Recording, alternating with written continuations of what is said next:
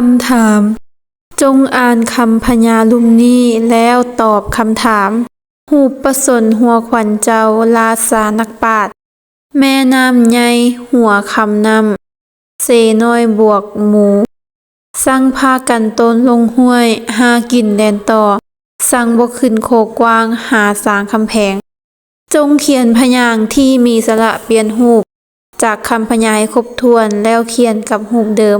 ถ้าสำคัญให้เอาตัวเดียวสบายดีน้องๆนักเรียนทุกคนมื้อนี้มาพบกับอาจารย์ดวงมาลาคือเก่ามื้อนี้อาจารย์จะพาพวกน้องไปแก้หัวบทสอบซึ่งนักเรียนเก่งชั้นม.7 ซึ่งตอนนี้เราก็เดินทางกันมาฮอดใน EP ที่12แล้วสำหรับผู้ใดที่ว่ายังบ่ทันได้เบิ่ง EP ที่1หา EP ที่10หรือว่า11แม่นสามารถไปเบิ่งได้ใน YouTube และสำหรับน้องนักเรียนหรือว่าครูอาจารย์ท่านใดที่สนใจบทเรียนเกี่ยวกับวิชาภาษาลาวหรือวรรณคดีแม่นให้ทักมาที่เบอร์ 02078716175 มื้อนี้เฮามาเข้าสู่ในการแก้บทฝึกหัดของเฮาเลยเนาะตัวนี้เนาะมันจะเป็นบทกลอนบาทหนึ่งเนาะซึ่งว่าเพิ่นให้เฮาเลือกพยางค์เขียนพยางค์หรือว่าเขียนคำที่เป็นสระเปลี่ยนรูปเนาะก่อนอื่นเนาะถ้าว่าใครยังบ่เข้าใจสระเปลี่ยนรูปแม่นให้ไปเบิ่งขึ้นในโพสต์เก่าว่าอาจารย์เคยเอาลงอยู่ใน Facebook เนาะว่าสระเปลี่ยนรูปมันมีสระอันใดแด่แต่ละอันไปอาจารย์จะได้ลงให้ไปหมดแล้วเนาะวันนี้เฮามาเบิ่งคำที่เป็นสระเปลี่ยนรูปที่อยู่ในบทกลอนตัวนี้เนาะเริ่มต้นจากคำว่าสนเนาะแม่นได้มาจากสระโอเปลี่ยนรูปมาเป็นไม่กงหมายความว่าไม่กงค่ะนะมีเข้ามาจากสระโอเนาะแล้วมาบวกกับตัวสะกดนอแล้วมาผสมกับพยัญชนะเฮาจะได้คำว่าสนบัดนี้คำว่าขวัญเนาะ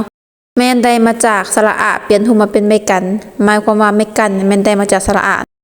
แล้วมาบวกกับตัวสะกดนอแล้วก็มาบวกให้พยัญชนะคอไข่และวอวีเฮาจะได้คำว่าขวัญวันนี้คำว่าต่อไปเป็นคำว่าเจ้าเนาะเจ้าแม่นเฮาได้มาจากสระอะเปลี่ยนรูปมาเป็นไม่กันมาบวกให้กับตัวสะกดมอแล้วก็มาบวกให้พยัญชนะจอและบวกให้วรรณยุกต์โทจะได้คำว่าเจ้าต่อไปคำว่านักเนาะแม่นได้มาจากสระอะเปลี่ยนรูปมาเป็นไม่กันบวกให้กับกอไก่และบวกให้พยัญชนะนอนกเฮาจะได้คำว่านักต่อไปคำว่าน้ำแม่นเฮาได้มาจากสระอะเปลี่ยนรูปมาเป็นไม่กันบวกให้ตัวสะกดกอไก่และบวกให้พยัญชนะแก่นนอนกเนาะตัวนี้แม่นเฮาจะได้คำว่านักต่อไปคำว่าน้ำได้มาจากสระอะเปลี่ยนรูปมาเป็นไม่กันและมาบวกให้พยัญชนะนอนกและบวกให้ไม่โทจะได้คำว่าน้ำต่อไปคำว่าใหญ่เนาะใหญ่แม่นเฮาได้มาจากสระอะเปลี่ยนรูปมาเป็นไม่กันบวกให้ยอยุ่งบวกให้พยัญชนะหอยอเนาะแล้วก็บวกให้ไม่เอกจะได้คำว่าใหญ่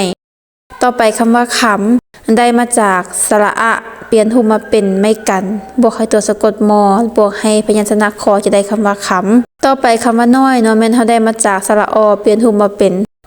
ตัวอเนาะแล้วมาบวกให้กับตัวสะกดยอยุ่งบวกให้พยัญชนะนอนกบวกให้ไม่โทจะได้คำว่าน้อยต่อไปคำว่าบวกเนาะแม่นได้มาจากสระอัวเปลี่ยนรูปมาเป็นวอวีบวกให้ตัวสะกดกอบวกให้พยัญชนะบอเบะเราจะเป็นบวกต่อไปคำว่าสังได้มาจากสระอะเปลี่ยนรูปมาเป็นไม่กันบวกให้ตัวสะกดงองัวเนาะแล้วก็บวกให้พยัญชนะสอเสือต่อไปคำว่ากันเนาะแม่นได้มาจากสระอะเปลี่ยนรูปมาเป็นไม่กันบวกให้นอนกบวกให้พยัญชนะบวกให้พยัญชนะกอนะจะได้คำว่ากันต่อไปคำว่าลงมันได้มาจากสระโอเปลี่ยนรูปมาเป็นไม่กงบวกให้ตัวสะกดงองัวบวกให้พยัญชนะลอลิงจะได้คำว่าลงสุดท้ายคำว่าหวยมันได้มาจากคำว่าสระอัวเนาะเปลี่ยนรูปมาเป็น